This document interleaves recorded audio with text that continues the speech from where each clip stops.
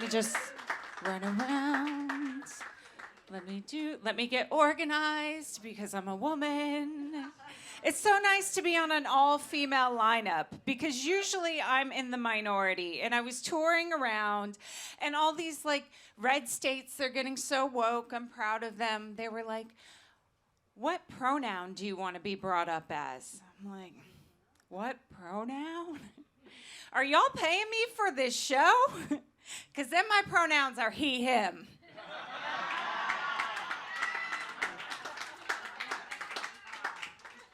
You're not going to pay me 20% less based on a pronoun, okay? Let's just get this straight. For tax purposes, I am Mr. Landman. Change all my LinkedIn signatures. I don't care, I'll do it. What are they going to say? I grew up in Texas, so yeah, I know things are a lot different there. Like, I can't get an abortion there. Yeah, I know, it's sad. I mean, I have diabetes, and if I got pregnant and I learned my baby had diabetes, I would definitely abort the pregnancy. But just kidding. No, that was a very sick joke. Y'all can laugh. I wouldn't abort my baby if it had diabetes, all right?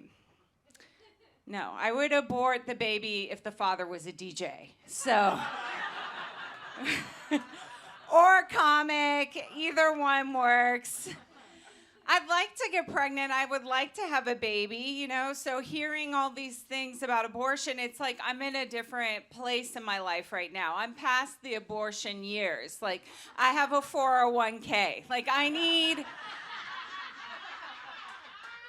if I get pregnant, I need to keep the baby. That's the plan. I need to get pregnant. Like, the biological clock is ticking, and they put a lot of pressure on women. Like, my doctor asked me if I wanted to freeze my eggs.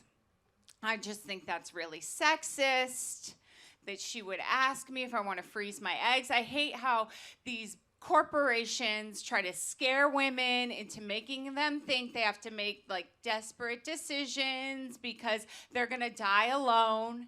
And, like, I'm not afraid of dying alone. I'm afraid of dying poor. Like...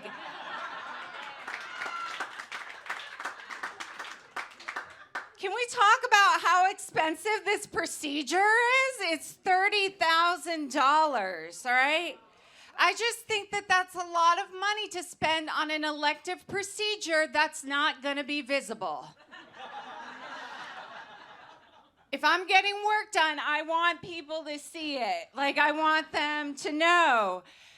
And I can't afford to freeze my eggs, so I just started using popsicles as tampons.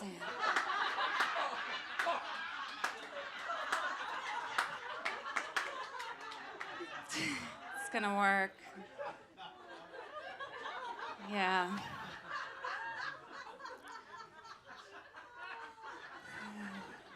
I got banned from the dry cleaner for that one. You can't use fudgesicles, apparently. Like, we don't want your business.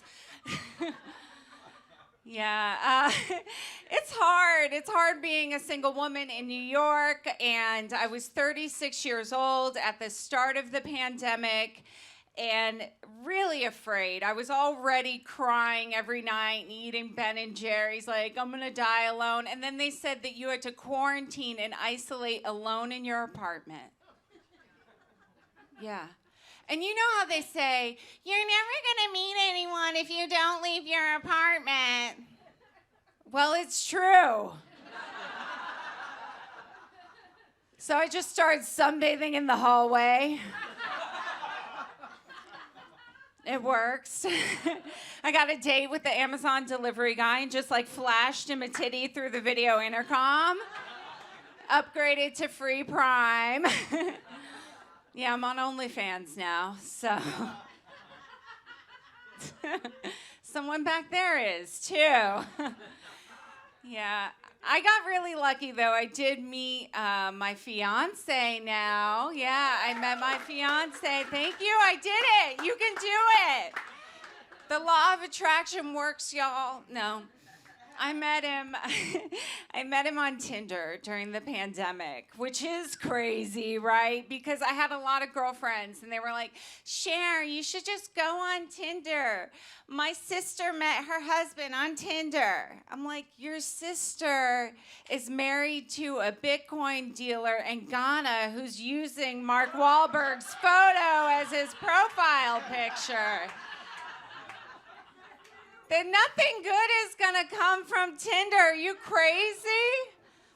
But I did it. I rolled the dice, and I got really lucky. I mean, this guy, he looked great. You know, I was just so burnt out on dating. He kept messaging me like one sentence professional messages with his LinkedIn profile photo. I was like, this guy has a job and apparently some other families somewhere. I'm like, I don't care. And he actually turned out to be a really nice guy, and he's from my hometown of Houston, Texas.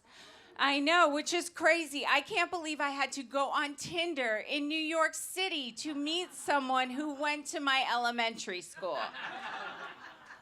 I mean, he is my cousin, but I'm just kidding, y'all. I would never hook up with my cousin. That is disgusting, okay? I would never do it. I'm from Texas, not West Virginia, and I would never, ever, I don't believe in that, hook up with a cousin. He keeps asking, but I wouldn't do it. So things are going well. You know, my friend, when I started dating him, people in New York don't get it. They're like, "Cher, you can't go out with that guy. He voted for Trump." I'm like, "Sweetie, I'm from Texas. If I stopped talking to everyone who voted for Trump, I'd have no one left to pay for my wedding, all right?" I'm certainly not gonna do it. Just don't bring up politics at Thanksgiving. That's the one tip I have to tell you. It's so uncomfortable. No. And I don't want to pay for my wedding. It's expensive.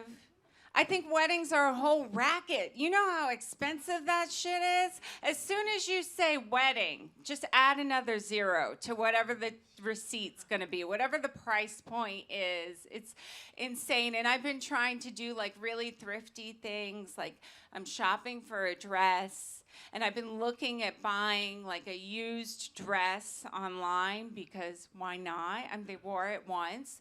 But you go on eBay or whatever, and all these brides are standing outside in like a puddle of mud, like with the trees and the sky. I'm like, I'm not giving you $1,000 for a dress you did a Tough Mudder in, all right? Like, that's not gonna be good for the photographs.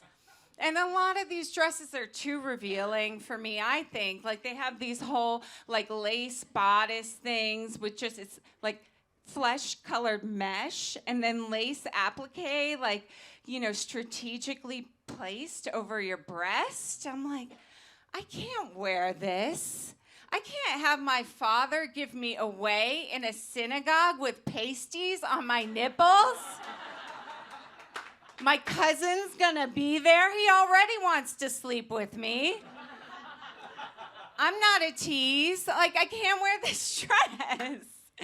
But it's good. I'm excited. I like planning the whole thing. It's a little bit scary. My mom still has the wedding dress that she wore in 1982 to marry my father. Okay, she pulled it out of storage. And she spent all this money to preserve the dress. She pulls it out. The pearls on it are black.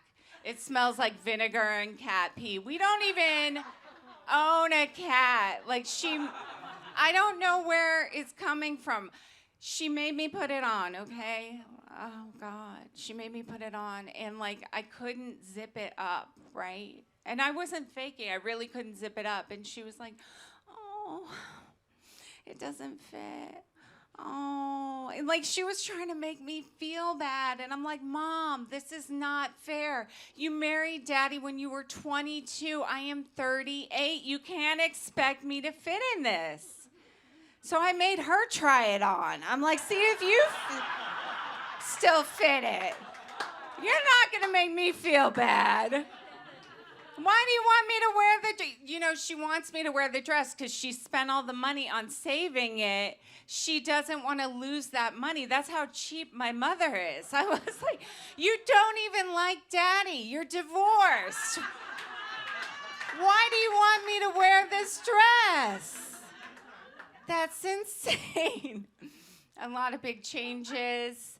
I kind of like moved up in real estate during the pandemic. Dara was talking about the rents, and I waited when COVID happened. I waited for the real estate to crash. I waited for this old lady in the West Village to die, and I took her apartment, and I was living my best Carrie Bradshaw life, all right? I felt like $1 million. It was my dream come true. West Village. Carrie Bradshaw's apartment was on the 4th floor. The gay rub and tug was in the basement. But I still had this thing in my self-esteem. I don't know if you ever experienced that designer imposter syndrome. Yeah, but mine was like designer fragrance imposter syndrome. Like, the women in the neighborhood, they just smelled different than me. Like, they smelled like they never had to take a Spirit Airlines flight. I didn't feel like I belonged. I grew up Jewish in Texas. Just waiting for the Jewish people. Like, I feel your pain. Everyone that was on Twitter and listening to Kanye, like, go off. It's a lot. You carry a big burden, almost a cross to carry when you're a Jew. And I had to be the spokesperson for Judaism, and people in Texas, at least they're nice. They're so much nicer than they are in New York. They'd always ask me, aren't y'all the people that killed Jesus?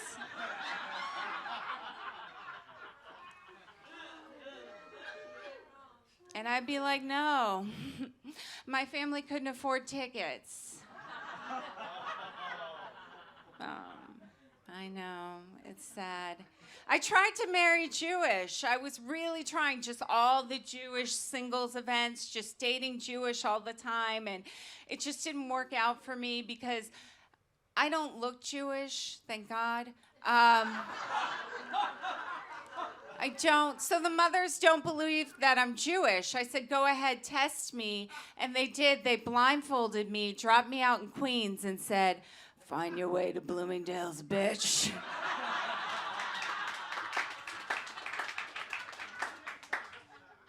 And I made it there in 5 minutes, okay? And I earned triple loyalist points. So who's the shiksa now, okay? Definitely not me. So much fun. I love being up here tonight. I love, being a comedian in this male-dominated field. And even working professionally, I feel, is difficult to be a woman in a leadership position. It is. It's hard to climb your way to the corporate ladder. I work in fashion, and I have a lot of regrets throughout my career. Like, I regret not canceling all the guys that sexually harassed me. Yeah, because if I would have canceled every single one of them, I would have a much nicer apartment. You know what I have to show for it now? 100 LinkedIn recommendations.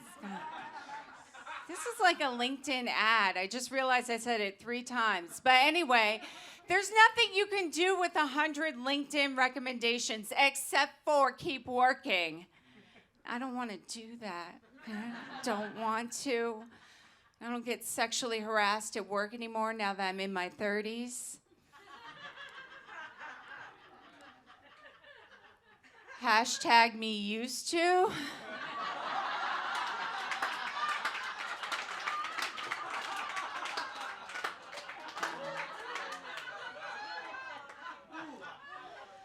Now they just tell me what a great job I'm doing.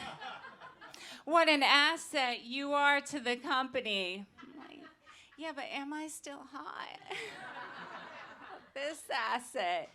Don't get me wrong, I don't want to be sexually harassed at work, but I want to know that you want to sexually harass me at work.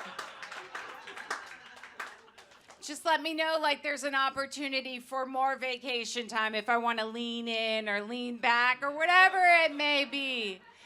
Guys, y'all are so awesome. This is a fantastic room. I really appreciate everyone coming out tonight. One last request. If you want to follow me on Instagram, I'm trying to grow that so I can make a career of this and quit my job. It's Cher, Cher, the comedian. Keep it going for your host.